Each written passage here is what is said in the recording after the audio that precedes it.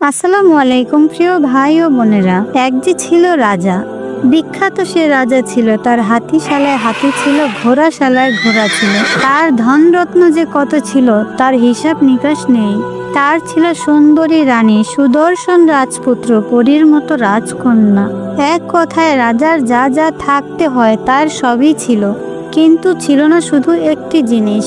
তৃপ্তি ছিল না তার মনে, ছিল না কোনো সন্তুষ্টি। তিনি ছিলেন গুরু গম্ভীর প্রকৃতির, তার মুখে কেউ কখনো হাসি দেখেনি।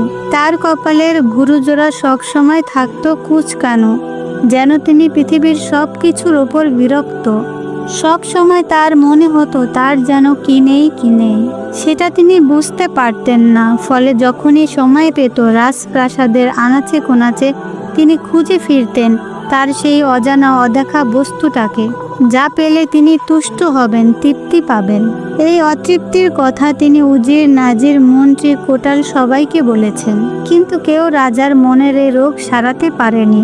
এভাবে দিনের পর দিন যায়, মাস আসে, মাস যায়, বছর আসে, বছর শেষ হয়ে নতুন বছর আসে, কিন্তু রাজার এই অতৃপ্তি কেন যেন শেষ হয় না।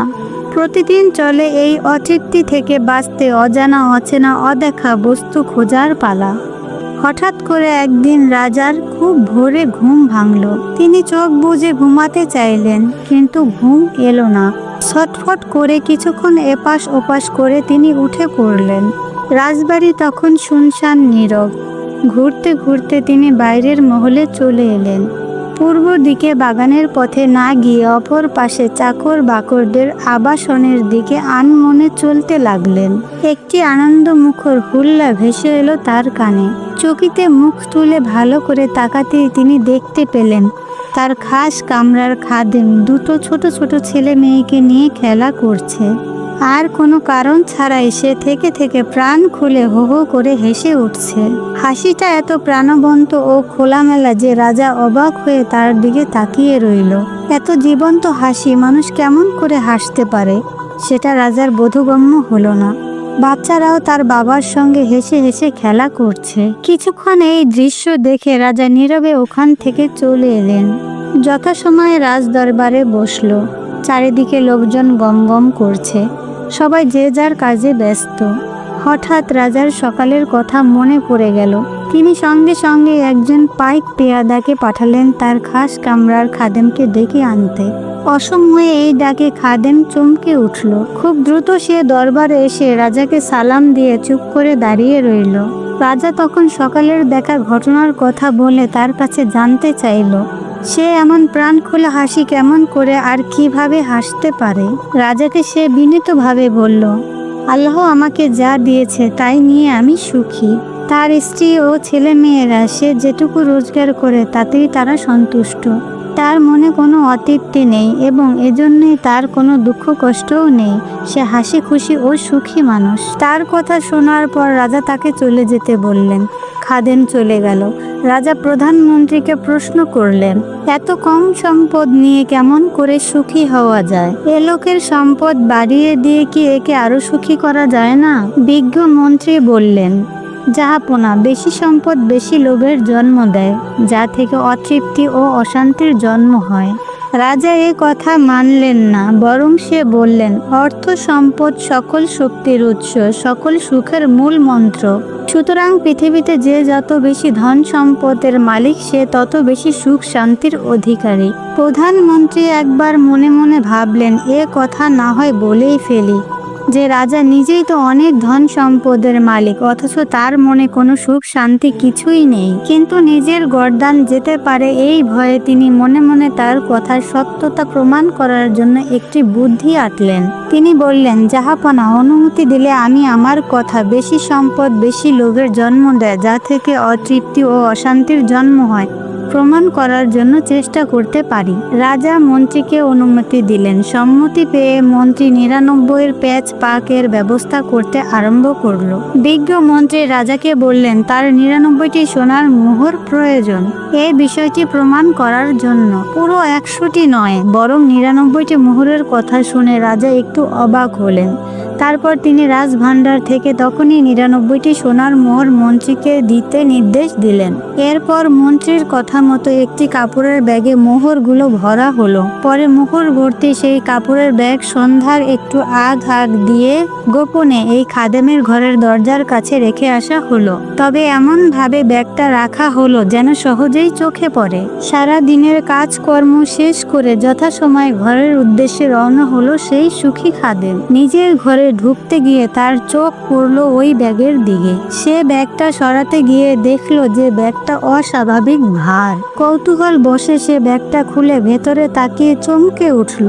হাত দিয়ে নেড়ে নেড়ে মুহুরগুলো পরীক্ষা করে ভয়ে ভয়ে আশেপাশে তাকালো, কিন্তু কেউ তাকে লক্ষ্য করছে না দেখে সে দ্রুত ব্যাগটা নিয়ে ঘরের ভেতরে চলে গেল। প্রধানমন্ত্রী এবং রাজা কিন্তু লুকিয়ে দেখলো যে খাদেম ব্যাগটা খুলে মুহুরগুলো নেড়ে নেড়ে দেখলো এবং সেগুলো নিয়ে ঘরের ভিতর ঢুকে গেল। রাজা মনে মনে ভাবলেন, তাহলে কি খাদেম সত্যি সত্যি মুহুরগুলো আত্মসাৎ করলো? খাদেম ঘরে ঢুকে যাওয়ার পরে রাজা তার গোপন স্থানে দাঁড়িয়ে রইলেন, কারণ প্রধানমন্ত্রী রাজাকে বললেন, জাহাপনা, খাদেম ঘরে ঢুকে গেলে আপনি আরো কিছুক্ষণ এখানে অপেক্ষা করে দেখুন এরপর কি হয়। মোহরের ব্যাগটি নিয়ে খাদেম সরাসরি নিজের ঘরে ঢুকে দরজা বন্ধ করে দিলেন এবং ব্যাগ থেকে মোহরগুলো ঢেলে তা একটি একটি করে গুনতে লাগলেন। ব্যাগে 100 মোহর থাকার কথা, কিন্তু এখানে আছে 99টি। হয়তো গুনতে ভুল করেছেন মনে করে খাদেম বারবার গুনতে লাগলো, কিন্তু প্রতিবারই মোহর হলো 99টি। এবার খাদেম মনে মনে চিন্তা করলে একটি মোহর হয়তো কোথাও পড়ে গেছে। সুতরাং সে যেখানে ব্যাগটি পেয়েছে সেখানে ফিরে এলো এবং তন্ন তন্ন করে একটি মোহর খুঁজতে লাগলো,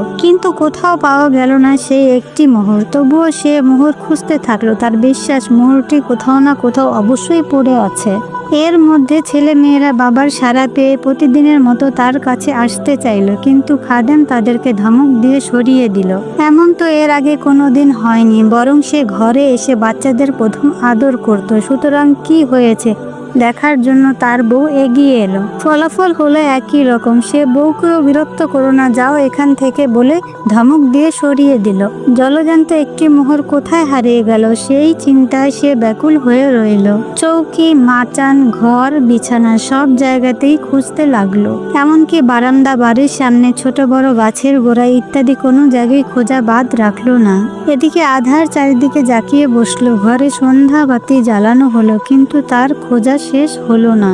শুকনো মুখে বউ তার কাছে কি খুঁজছে তা জানতে চাইলো। প্রতি উত্তরে খাদেম বলল, আজ থেকে আমার বাড়িতে আমার অনুমতি ছাড়া অন্য কাউকে ঢুকতে দেবে না। কেউ বেড়াতে এলেও যেন আমার ঘরে আমার অনুপস্থিতিতে কিংবা আমার অনুমতি ব্যতীত না ঢোকে। এখন থেকে ছেলে মেয়েদেরকে বলে রাখবে যেন আমার কোনো জিনিসে আমার অনুমতি ছাড়া হাত না দেয়। ঘরে আমার নানান রকমের জরুরি জিনিস থাকে। এইটুকু শুনে খাদেমের বউ অবাক হয়ে বলল, ইতোপূর্বে তুমি তো এমন ধরনের ব্যবহার কারো সঙ্গে কখনো করনি। আজ হঠাৎ এমন কি হলো যে তোমার বাড়ি, এমনকি তোমার ঘরে পর্যন্ত ঢোকা নিষেধ হয়ে গেল? উত্তরে খাদেম শুধু তাকে এইটুকু বলল যে, আমি যা বলছি তাই করো, এতে আমাদের সকলের লাভ।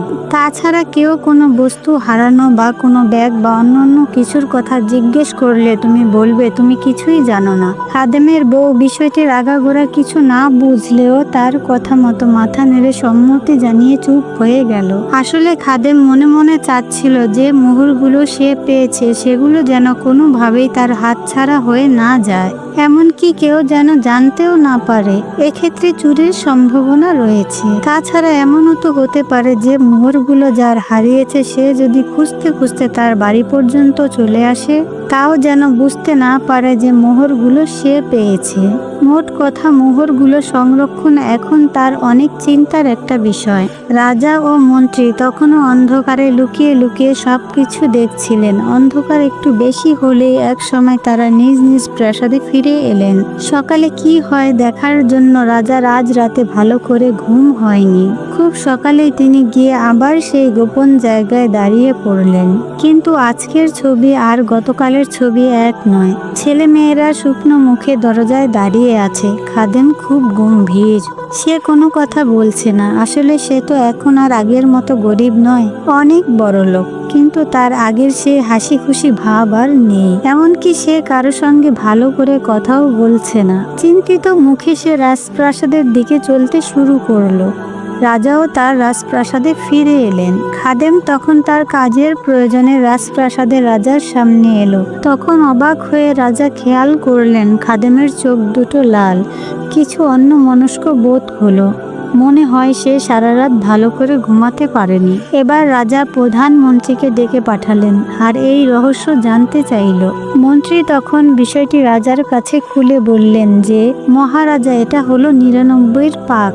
মানুষ যখন 99 পর্যন্ত করে তখন তার সামনে স্বপ্ন থাকে 100 পূরণ করার। খাদেম সারা জীবনেও 100টি সোনার মোহরের মালিক হতে পারত না, অথচ অসম্ভব সে 100 মোহরের স্বপ্ন এখন তার 2 চোখের নেশার মতো লাগিয়ে দিয়েছে। তার সমস্ত চিন্তা ভাবনা আর চেতনা এই অবশিষ্ট একটি মোহরকে ঘিরে। তার হাসি খুশি আর আনন্দ, তার সন্তানদের জন্য ভালোবাসা, সবকিছু এখন 99-র পাকে শেষ হয়ে গেছে। সে এখন অনেক সোনার মালিক, যা তার মনের শান্তি কেড়ে নিয়ে সেখানে বীজ বুনে দিয়েছে চির অশান্তির। আসলে আল্লাহ আমাদের যাকে যা দিয়েছে তা নিয়েই খুশি থাকা উচিত।